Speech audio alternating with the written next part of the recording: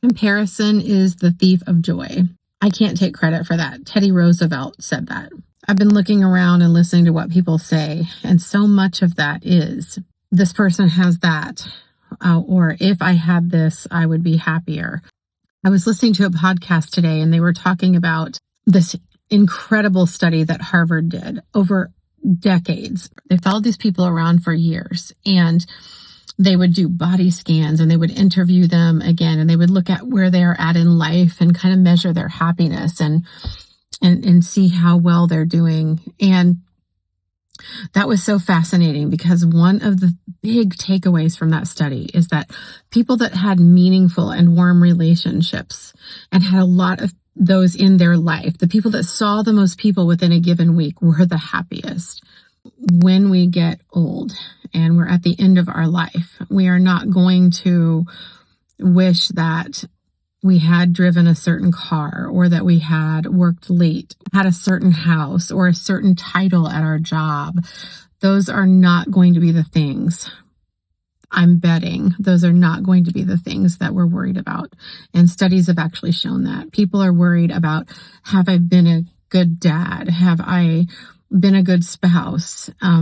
Did I contribute to other people's lives in a positive way? And I was wondering, why do I even want to get on here and make a video about it? It's kind of weird. Like, not everybody does that. There are a lot of people that do, but not everybody feels compelled to do that. Here's how I can explain it. Have you ever found a really great sale and you wanted to share it with someone so that you could help them, and then you could feel good because you did that?